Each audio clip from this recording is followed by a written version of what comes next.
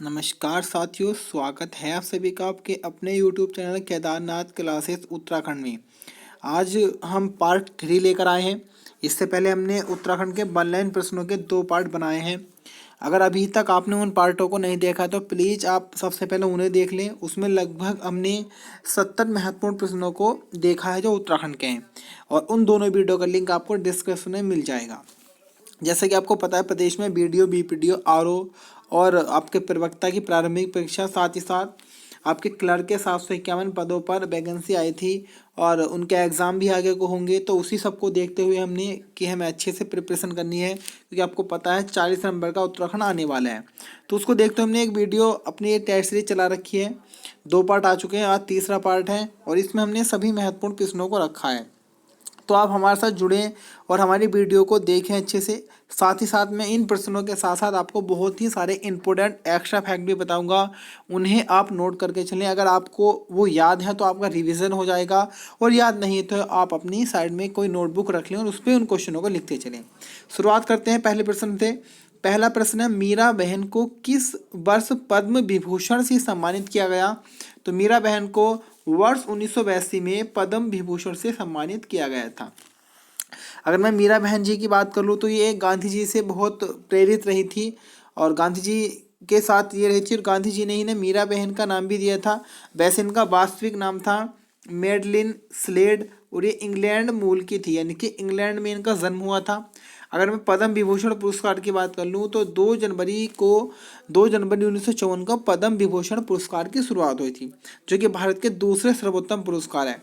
जैसा कि आपको पता होगा, सबसे सर्वोत्तम पुरस्कार भारत रत्न है, उसके बाद में पद्म विभूषण है, उसके बाद में पद्म भूषण है, और 4वें क्रम पे है पद्मश्री। ये चारों ही पुरस्कार वर्ष 1954 में चले थे, चाहे भारत रत्न हो, पद्म विभूषण हो, पद्म भूषण हो, पद्मश्री हो। ये चारों ही पुरस्कार आपके वर्ष 1954 में चले थे। क्वेश्चन नंबर 72 है। वैसे हमने 1000 क्वेश्चनों की सीरीज है, जिसमें आज ये हम 20-20 क्वेश्चन को लेकर चल रहे हैं डेली।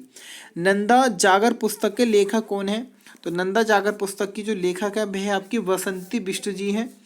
बसंती बिष्ट जो कि आपके जागर गायिका है एक प्रकार से, और ये चमोली की रहने वाली है, और वर्ष 2017 में इन्हें पद्मश्री अवार्ड मिला है। और मैं बता चुका हूँ कि 1954 में पद्मश्री अवार्ड की शुरुआत हुई थी।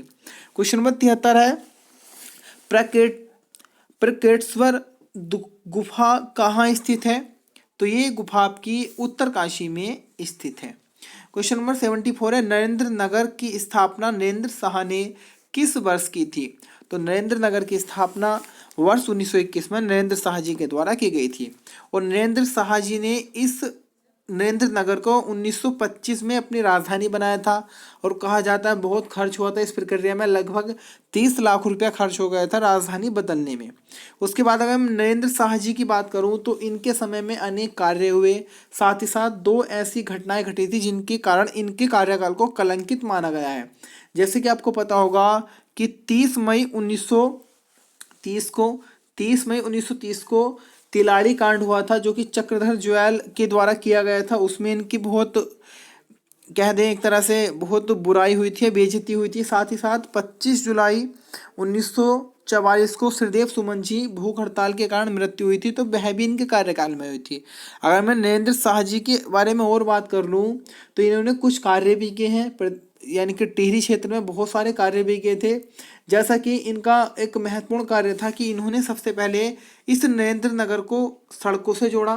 साथ ही साथ जो प्रताप हाई स्कूल की स्थापना की गई थी प्रताप शाह जी के द्वारा, उस प्रताप हाई स्कूल कॉलेज को नरेंद्र शाह जी ने इंटर कॉलेज बना दिया। साथ ही साथ इन्होंने टिहरी हाई कोर्ट की भी स्थापना की थी, और पहली बार वर्ष 1921 में टिहरी में जनगणना कराने का श्रेय भी नरेंद्र शाह जी को ही जाता है। अगर मैं नरेंद्र नगर की बात कर लूँ तो साथियों, प्रदेश में सर्वाधिक वर्षा वाला स्थान भी कौन सा है? आपका नरेंद्र नगर ही आ जाता है। 75वां क्वेश्चन है, सोमनाथ मेला कहाँ लगता है? तो सोमनाथ मेला आपका अल्मोड़ा में लगता है, अल्मोड़ा में रानीखेत के पास में लगता है, और रामगंगा नदी के तट पर लगता है, और वैशाख माह के अंतिम रविवार को लगता है। आपको पता होगा इस मेले में पशुओं का क्रय विक्रय भी किया जाता है, और पशु आपका अंतर्राष्ट्रीय पशु दिवस कब आता है? 4 अक्टूबर को। और सर्वाधिक पशु आबादी वाला देश कौन सा है? भारत है। साथियों में जीके भी साथ में लेके चलना है, जहां फैक्ट आया करेगा मैं आपको बता दिया करूंगा, क्योंकि 30 नंबर का आपका जीके भी है। अगला क्वेश्चन है क्षेत्रफल की पहाड़ दिवस कब है? अब देखिएगा, मैं आप भी इसी प्रकार से लिखा करें तो बहुत अच्छा रहेगा। जैसे मैंने यहाँ लिखा है, अब आप लिखेंगे इन क्वेश्चन को, थोड़ा गैप और छोड़ देना, कभी कोई इस प्रकार का अलग से क्वेश्चन मिलेगा तो मैं आपको ऐड करा दूंगा। जैसे कि आपका पहाड़ दिवस कब है? 11 दिसंबर को है। पहाड़ का गांधी किसे कहा जाता है? जसवंत बिष्ट को। पहाड़ों की रानी मसूरी, पहाड़ का राजा नैनीताल, पहाड़ों की मल्लिका नेतरहाट, पहाड़ पत्रिका कहाँ से निकलती है? उत्तराखंड में नैनीताल से। पहाड़ पर लालटेन किसकी रचना है? मंगलेश डबराल जी की रचना है ये। और पहाड़ चोर उपन्यास किसका है? सुभाष पंत का। तो इस प्रकार से आप जोड़ के लिखोगे तो आपको अच्छे से याद होगा और कन्फ्यूजन भी आपका खत्म बनेगा। अगर आपको भी इस प्रकार से पहाड़ से संबंधित कोई क्वेश्चन याद है तो आप कमेंट्स बॉक्स में कमेंट कर सकते हैं, जिससे दूसरों का भी फायदा होगा और आपका भी बेनिफिट होगा आगे को याद रहने में। क्वेश्चन नंबर 77 है, अजय पाल के पिता का नाम क्या था? जो आपके पवार राजा हुए हैं, पवार वंश के 37वें राजा अजय पाल जी, इनके पिताजी का नाम क्या था? तो अनंत पाल इनके पिताजी का नाम था। अजय पाल जी के बारे में आपको पता होगा, जिस प्रकार से भारत यानी कि भारत की स्थापना, जैसे कि हमारा देश 16 महाजनपदों में बटा था, जैसे अंग महाजनपद और मगध महाजनपद, तो इन 16 महाजनपदों को एक साथ मिलाकर अखंड भारत की स्थापना भारत में चंद्रगुप्त मौर्य ने की थी। सेम ऐसा ही कार्य गढ़वाल क्षेत्र में अजय पाल जी ने किया था।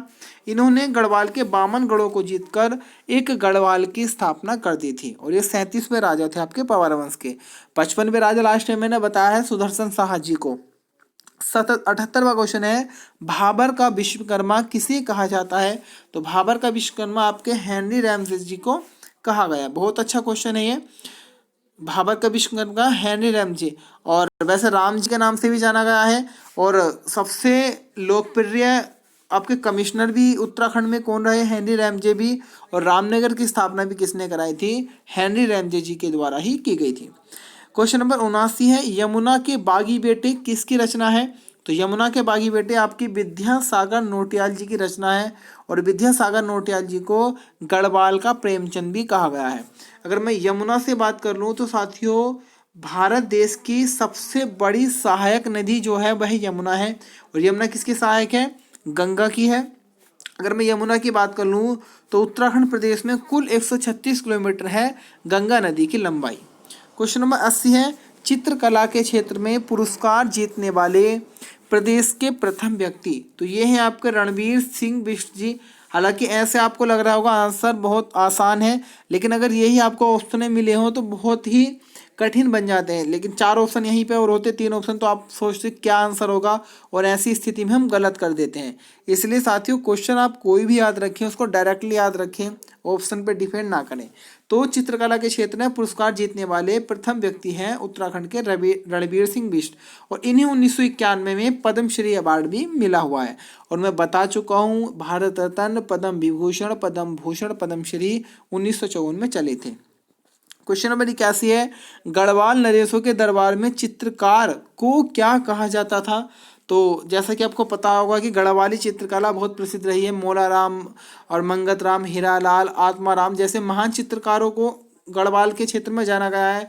तो चित्रकार को तस्वीरदार के नाम से जाना जाता था आपके गढ़वाल नरेशों के दरबार में। क्वेश्चन नंबर 82 है, उत्तराखंड में सर्वप्रथम चिकित्सा की व्यवस्था किसने की थी? तो उत्तराखंड में सर्वप्रथम चिकित्सा की व्यवस्था कमिश्नर ट्रेल जी के द्वारा की गई थी। और कब की गई थी? 1833 में। अगर मैं 1833 की बात कर लूँ तो साथियों, गढ़वाल के प्रसिद्ध चित्रकार मोलाराम जी की मृत्यु भी कब हुई थी? 1833 में हुई थी।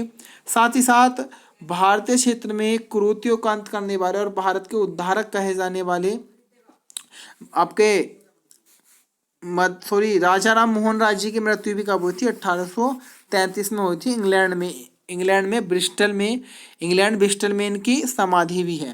क्वेश्चन नंबर 83, राज्य में नई कृषि नीति कब जारी की गई थी? तो वर्ष 2003 में उत्तराखंड राज्य में नई कृषि नीति को जारी किया गया था। क्वेश्चन नंबर 84 की तरफ बढ़ते हैं। क्वेश्चन नंबर 84 है, उत्तराखंड में पत्रकारिता की शुरुआत कब हुई?